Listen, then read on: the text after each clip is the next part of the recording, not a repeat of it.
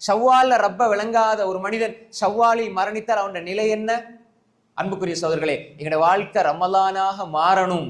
எங்களோட வாழ்க்கை ரமலானா மாறணும். ரமலான் கிடைக்கிற பயிற்சி அடுத்த ரமலான் வரை எங்களோட வாழ்க்கையில் இருக்கணும். அதுக்கு தொழுகை முக்கியமான பயிற்சி சகோதரர்களே. தொழுகையில நாங்க 5 நேர தொழுகையும் தொழக்கூடியவர்களா இருக்கணும்.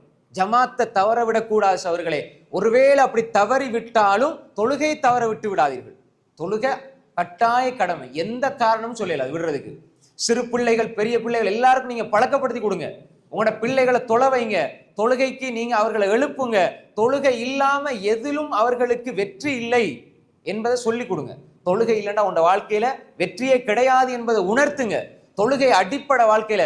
தொழுகை விட்டா உனக்கும் அடுத்த காஃபிருக்கும் வித்தியாசம் இல்லை என்பதை சொல்லுங்க. நான் தொலை இல்லைண்டா எவ்வளவு பெரிய அமல் செஞ்சும் வேலை இல்லை சகோதரர்களே. 5 நேர தொழுகை நாங்க பார்த்தால் எங்களுக்கு விளங்கணும். இந்த காலத்தில் மக்கள் இருக்கிற அந்த ஆர்வம் ஈடுபாடும் எங்களோட உள்ளத்துக்கு இறங்கி ஒரு முஃமின் அவ்வப்போது வருகிற ஆர்வம் அல்ல ஈமான். நல்லா விளங்கிக் கொள்ளுங்க. சும்மா ஒரு உரையை கேட்டு அல்லது ஒரு குறிப்பிட்ட காலத்துல ஏற்படுற அந்த ஆர்வம் ஜோஸ்ன்னு சொல்லுவாங்களே, திடீர்னு அந்த சோடா போத்து உடைச்ச உடனே பாயிர கேஸ் அல்ல. ஒரு மனிதனுடைய உள்ளத்துல உறுதியா இருக்கணும். மௌத்து வரை வஅபுது ரப்பக் ஹத்தா யஅதியகல் யகீன், மரணம் வரும் வரை நான் இப்படியே செல்வேன். அப்படி உறுதியாக உள்ளத்துல எடுங்க சகோதரர்களே. அதுலதான் வெற்றி இருக்கிறதே தவிர நாங்க ரமலான செஞ்சு போட்டு அமல்களுக்கு அப்படியே விட்டுட்டோம்னா ஒரு பிரயோசனம் இல்லை. தொழுகை, எனவே நாங்க 5 நேர தொழுகைகளை ஜமாத்தோடு தொழணும். முன்பின் சுன்னத்துக்களை தொழுது வரணும். அதே மாதிரி அன்புக்குரிய சகோதரர்களே, இந்த ரமலானுடைய காலத்துல நாங்க கியாமுல் லைல் தொழுது வந்தோம். ரசூல் ஸல்லல்லாஹு அலைஹி வஸல்லம் ரமலான் அல்லாத காலத்திலும் தொழக்கூடியவர்களா இருந்தார்கள். ரமலான் அல்லாத காலத்திலேயும் நாங்க இரவு வணக்கத்தை ஈடுபட்டோம் சகோதரர்களே. இமாம் அஹ்மத் இப்னு ஹம்பல் ரஹ்மத்துல்லாஹி சொன்னாங்க, யார்கிட்ட இரவு வணக்கம் இல்லையா அவருடைய ஷஹாதத்தை ஏற்றுக்கொள்ளாதீங்க.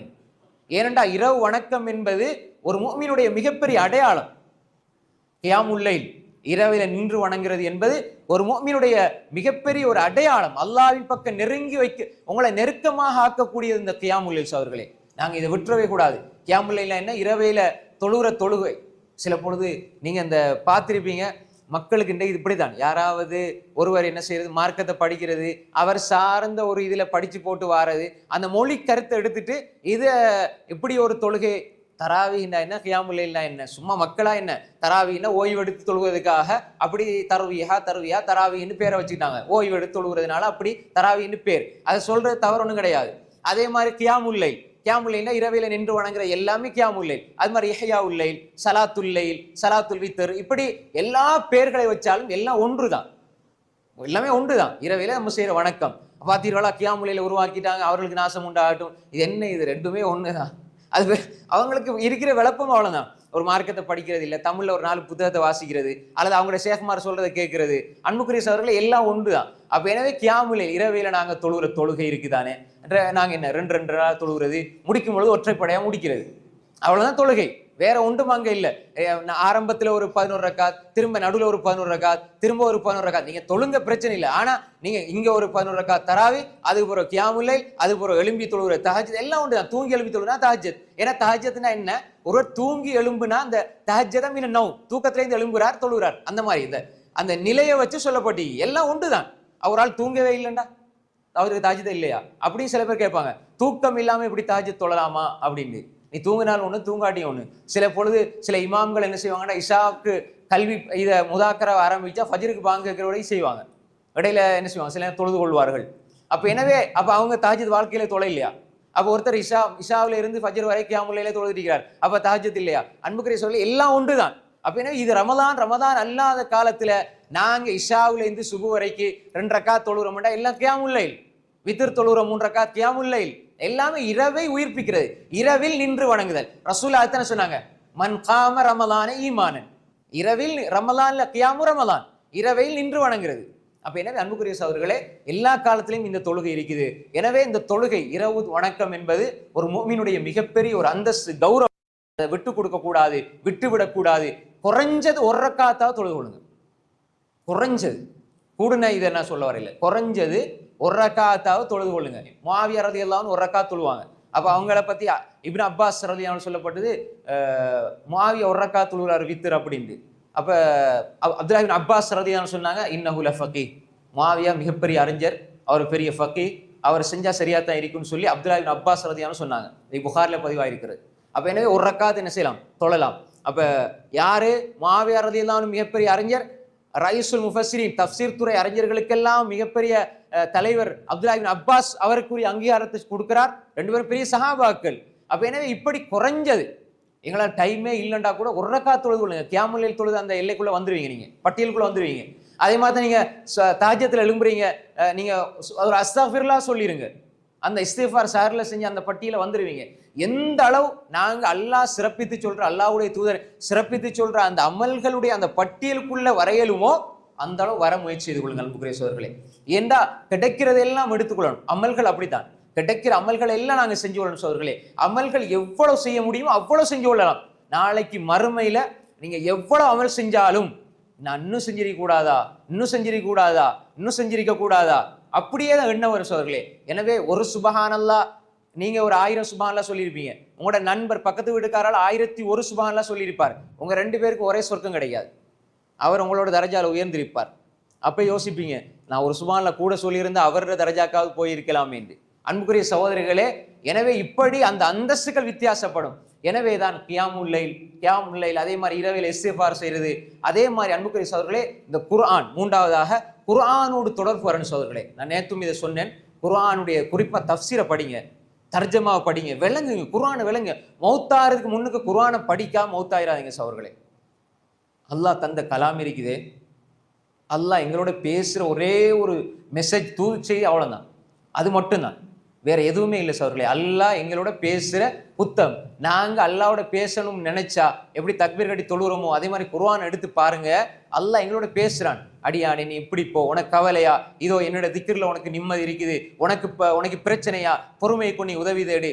நீங்க உங்களுக்கு இறங்குன மாதிரி நீங்க ஒவ்வொரு வசனத்தையும் படிக்கும்போது இது எனக்குத்தான் இறங்கி இருக்குமோண்டு அந்த நீங்க நினைக்கிற அளவுக்கு அதோட ஒன்றிச்சு போகணும். நீங்க இப்ப நீங்க கஷ்டத்தோட போய் குர்ஆனை துறக்கிறீங்க, யா அய்யுஹல்லதீன ஆமனு ஸ்தஈனு பிஸ்ஸப்ரி வஸ்ஸலா, நீ பொறுமையை கொண்டு தொழுகை கொண்டு உதவி தேடு, அல்லாஹ் இடத்துல என்னிடத்துல கேளுன்னு அல்லாஹ் சொல்றது.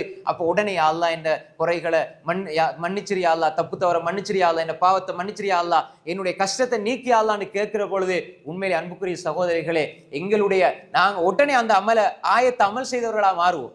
எனவே அந்த தர்ஜமாவை தஃப்சீரை நாங்க படிக்கணும், எங்களோட குடும்பத்துக்கு சொல்லிக் கொடுக்கணும், எங்களோட பிள்ளைகளுக்கு இந்த ஒரு கலாச்சாரம் நாங்க உருவாக்கணும் சகோதரர்களே. வீட்டுக்குள்ள குர்ஆனுடைய சூழல் உருவாக்கப்பட வேண்டும். அதே மாதிரி அன்புக்குரிய சகோதரர்களே, இந்த ரமலான்ல இருந்து தொடர்ச்சியாக அடுத்த ஷவ்வால், ஏனைய மாதம் துல்காதா, துல்ஹிஜ்ஜா, ஏனைய எல்லா மாதங்களிலும் நாங்க இந்த அமல்களை நாம் தொடர்ச்சியாக வைத்துக் கொள்ள வேண்டும் சகோதரர்களே. குறிப்பாக இன்னும் ஒரு முக்கியமான விஷயம் இருக்கிறது, இந்த சதக்கா என்பது ஒரு பெரிய பகுதி.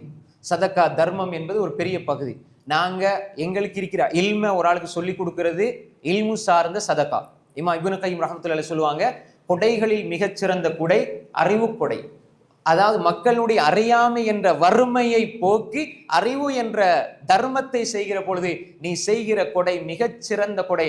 என்ற ஆன்மீக வறுமையை, அறிவியல் சார்ந்த வறுமையை நீக்குகிற கொடைதான் கொடைகளில் மிகப்பெரிய கொடை. எனவே எங்களுக்கு தெரிஞ்ச ஒரு விஷயத்தை ஒரு ஆளுக்கு படிச்சு கொடுக்கிறது தர்மம். அதே மாதிரி எங்களால் உடல் சார்ந்து ஒரு வேலையை செஞ்சு கொடுக்கிறது தர்மம். அதே மாதிரி அல்லாஹ்வுக்காக, அல்லாஹ்வுடைய மாளிகைகளுக்காக கொடுக்கிறது தர்மம். அல்லாஹ்வுடைய மாளிகைகளுக்கு சொத்துக்களை, செல்வங்களை வாங்கி கொடுக்கிறது, அல்லாஹ்வுக்காக கொடுக்கிறது தர்மம். அதே மாதிரி அண்டை அயலவர்கள், ஏழை எளிய மக்கள், அந்த மக்களுக்கு உதவி செய்யறது தர்மம்.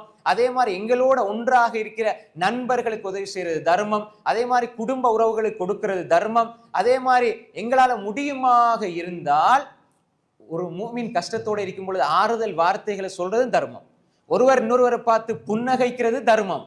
இதை யாருமே செய்யலாம், யாருமே எனக்கு செய்யலாம்னு சொல்லலாது. எனவே அன்புக்குரிய சகோதரர்களே, யாராவது ஒருவர் உங்கள்கிட்ட வந்து ஒரு கவலையை, துன்பத்தை முறையிடுறாருன்னா 4 நல்ல வார்த்தைகளை சொல்லுங்க, அல்லது உதவி செய்யக்கூடிய மக்களை இனம் காட்டி கொடுங்க. எப்படியாவது மக்களினுடைய தேவைகள் எல்லாம் நிறைவேற்றி கொடுக்கிற ஒரு நிலை, தர்ம சிந்தனை எங்களிடத்துல இருக்கணும், எல்லா மனிதரிடத்திலும் இருக்கணும் சகோதரர்களே. என்னால் முடியுமான அளவு நான் தர்மம் செய்வேன், எனக்கு அல்லாஹ் தந்திருப்பதை நான் தர்மம் செய்வேன். தர்மத்துடைய சிந்தனை ரமலான்ல மட்டுமல்ல, ஏன்னா எல்லா காலத்திலையும் ஒரு வாய் சோறு கொடுக்கின்ற, தண்ணி கொடுக்கின்ற, தவிச்சு போய் தாகத்தோட வரவங்களுக்கு நீர் கொடுக்கிற, தாகித்திருக்கிற நாய்க்கு தண்ணீர் கொடுத்ததுனால அல்லாஹ் மன்னிச்சு அவனை ஏற்றுக்கொள்றான்டா, லா இலாஹ இல்லல்லாஹ்னு கலிமாவோட தௌஹீதோட இருக்கிற ஒரு மனிதனுக்கு தண்ணி கொடுத்தால் நாய் நஜீஸ்ன்னு சொல்லுவோம், நாய் போட்டா கழுவணும்னு சொல்லுவோம், நாய் அசுத்தம்னு சொல்லுவோம். அந்த நாய் பசித்திரு தாகித்திருக்கும் பொழுது அதுக்கு தண்ணீர் கொடுத்த பாவி அல்லாஹ் மன்னிக்கிறான்டா. லா இலாஹ இல்லல்லான்னு சொல்லி கலிமாவை தௌஹீத சுமந்த உள்ளத்துக்கு தண்ணியை கொடுத்தால், சாப்பாட்டை கொடுத்தால், உணவை கொடுத்தால், ஷிர்கோட இருக்கிற ஒரு மனிதனுக்கு தௌஹீத கொடுத்தால் எவ்வளவு அல்லாஹ் அருள் செய்வான் அன்புக்குரிய சகோதரர்களே. எனவே நாங்கள் இந்த தர்ம சிந்தனையை எங்களுக்குள்ளே நாங்கள் உருவாக்கி கொள்ள வேண்டும் அன்புக்குரிய சகோதரர்களே. எனவே இந்த ரமலானுக்கு பின்னாலும் ஒரு இறை விசுவாசி என்ன செய்வான்? ஒரு இறை விசுவாசியாகத்தான் தொடருவான். அதனாலதான் ஒரு அரசர், இது நமக்கு ஒரு பெருமதியாக இருக்கும்னு நினைக்கிற இந்த வரலாறு, ஒரு அரசர் தன்னுடைய தோழர்களை கூட்டிட்டு போறார். ஒரு தோழர்கள் அவங்களோட தோழர்களை கூட்டிட்டு போறார். அப்ப அந்த அரசர் சொன்னாரு, முன்னால ஒரு பெரிய ஒரு கோபுரம் தெரியுது, ஒரு கோபுரம் தெரியுது, ஒரு பெரிய ஒரு கட்டிடம் தெரியுது, அந்த கோட்டை ஒன்று தெரியுது. அது உள்ளுக்குள்ள போனா இருட்டாயிருக்கும், உள்ளுக்குள்ள போனா இருட்டாயிருக்கும். நீங்க உள்ளுக்குள்ள போற நேரம் ஒரு பேக் எடுத்துக்கொள்ளுங்க, பெரிய பேக் எடுத்துக்கொள்ளுங்க, நல்லா கவனிச்சுங்க, பெரிய பேக் எடுத்துங்க.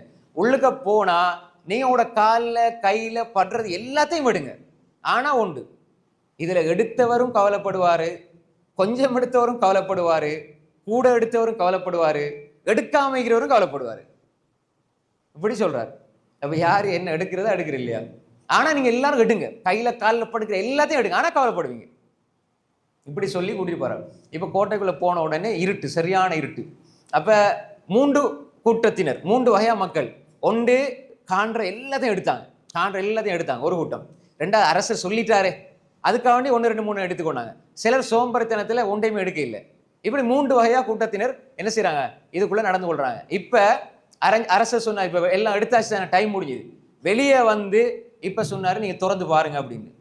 திறந்து பார்த்தா முத்து, ரத்தினம், பவளம், மாணிக்கம், வைடூரியம், மரகதம், இப்படி விலை மதிப்பில்லாத இது. ஒரு பேக் எடுத்துட்டு 2வது பேக் கையில் இருக்கு. கூட எடுத்தால் யோசிச்சாரு, அடே இன்னும் 2 கல்லாவது எடுத்தீங்களா? கூட எடுத்தால் யோசிக்கிறாரு, அடே இன்னும் 2 கல் பட்டு தான் இந்த பேக்ல போட்டு இருக்கலாமேன்னு சொல்லி யோசிச்சாரு. அதே மாதிரி அவரோட கொஞ்சம் குறைய எடுத்தால், அவருக்கு கூட எடுத்தால் தான், நான் இன்னும் 2 கல் 3 கல் எடுத்துக்க கூடாதான்னு சொல்லி கூட எடுத்தவங்களும் கவலைப்படுறாங்க. நடுநிலையா எடுத்தவனுக்கு எப்படி இருக்கும்? அநியாயம், 10 கையில பட்டுது, 5 தானே எடுத்தேன், இன்னொரு 2ஆவது எடுத்துக்க கூட அவனும் கவலைப்படுறான், கூட எடுத்தவன் கவலைப்படுறான். ஒன்றுமே எடுக்காதவன் 1ஆவது எடுத்துக்க கூடாதா? ஒரு கல். ரசூலுல்லாஹ் சொன்னாங்க தானே, இதா மலக்க இப்னு ஆதம் வாதியானி, ஒரு மனிதனுக்கு இதா மலக்க இப்னு ஆதம் வாதியானி மின் தஹப், தங்கத்தாலான 2 ஓடை ஓடினால் 3ஆவது ஒன்று ஆசை வைப்பான். லா எம்லோ ஃபா இல்ல துராப், அவனுடைய வாயை மண்தான் நிரப்பும். லா எம்லோ ஐனஹு இல்ல துராப், அவனுடைய கண்ணை மண்தான் நிரப்பும்னு சொன்னாங்க. 2 ரிவாயத் வருது, அறிவிப்பு வருது. அப்ப அதே மாதிரி ஒன்றுமே எடுக்காதவனுக்கு கவலை, அடே ஒன்றாவது எடுத்திருக்கலாமே, எல்லாரும் கவலை. அப்ப அரசர் சொன்னாரு, நீங்க நான் சொன்னதானே நீங்க கவலைப்படுவீங்க, நீங்க கூட எடுத்தாலும் கவலைப்படுறீங்க, கொஞ்சம் எடுத்தாலும் கவலைப்படுறீங்க, எடுக்காதவனும் கவலைப்படுறீங்க.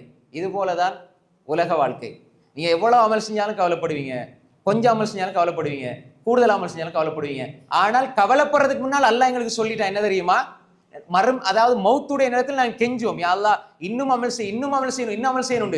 ஆனா அல்லாஹ் அதையும் சொல்லி தந்துட்டான். எதற்காக நான் இதை சொல்றேன்? அல்லாஹ் சொல்லித்தாரான். நாளைக்கு மறுமையில் அடைய நான் சுபஹான்ல ஒன்னு கூட சொல்லியிருக்கலாமே, இன்னொரு அல்ஹம்துலில்லாஹ் சொல்லியிருக்கலாமே, சும்மா ரோட்ல அரட்டை அடிச்சு ஒரு 5 நிமிஷத்துல அல்லாஹு அக்பர் 2 வார்த்தை சொல்லியிருந்தா நான் எங்கேயோ போயிருப்பேனே. கூட அமல் செஞ்சவனு கவலைப்படுறான், நடுநிலை அமல் செய்யறவனு கவலைப்படுறான், அதே மாதிரி ஒன்றுமே செய்யாதவனு கவலைப்படுவான். இது போன்றுதான் உலக வாழ்க்கை சகோதரர்களே. எனவே இது கிடைக்கிற சந்தர்ப்பம் நாங்கள் பயன்படுத்திக் கொள்ளணும். ஆனா நாங்க கேள்வி கணக்கு கேட்கப்பட்டு சொர்க்கத்துக்கு போனால் நாங்கள் சந்தோஷப்படுவோம்.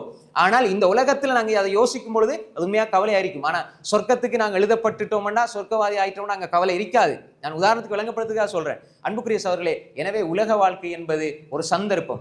இப்ப அந்த கோட்டைக்குள்ள இருக்கிறோம், நாங்க எவ்வளவு எடுக்கலுமோ எடுத்துக்கொள்ளணும். ஆனா கவலைப்படுவோம் தெரிஞ்சும் நாங்க சும்மா இருப்போம்னு சொன்னா எங்களை போல நஷ்டவாளிகள் யாருமே கிடையாது. எனவே அன்புக்குரிய சகோதரர்களே, இப்படி எங்களோட வாழ்க்கையில் அல்லாஹு தாலா ரமலான தாரான், ஹஜ்ஜுடைய காலத்தை தாரான், அதே மாதிரி எங்களுக்கு நோன்பு மூலமா பாவத்தை மன்னிக்கிறதுக்குரிய சந்தர்ப்பத்தை தாரான். உது செய்யறோம், எங்களோட பாவங்கள் மன்னிக்கப்படுது.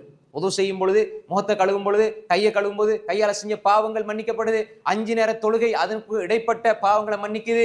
ரமலான் அடுத்த ரமலானுக்கு இடையில பாவங்களை மன்னிக்குது. எவ்வளவு ஆசுராவுடைய நோன்பு, தாசுவாவுடைய நோன்பு, அரஃபாவுடைய நோன்பு, பாவங்கள் முன்பின் வருஷங்களுடைய பாவங்களை மன்னிக்கிறது. அன்புக்குரிய சகோதரர்களே, எவ்வளவு எங்களுக்கு அல்லாஹ் அவகாசம் தந்திருக்கிறான் சகோதரர்களே. நாங்க இதெல்லாம் புரிந்து எங்களுடைய வாழ்க்கை, ஒரு முஃமினுடைய வாழ்க்கை ரமலானுக்கு பின்னும் ரமலானை போன்றுதான் இருக்கும் அன்புக்குரிய சகோதரர்களே. அதனாலதான் சலஃபு சாலிஹீன்கள் எப்படின்னு சொன்னால், இமாம் இப்னு ரஜப் அல் ஹம்பலி ரஹிமஹுல்லாஹ் சொல்றாங்க, சலஃபு சாலிஹீன்கள் ரமலான் வாரதுக்கு முன்னால்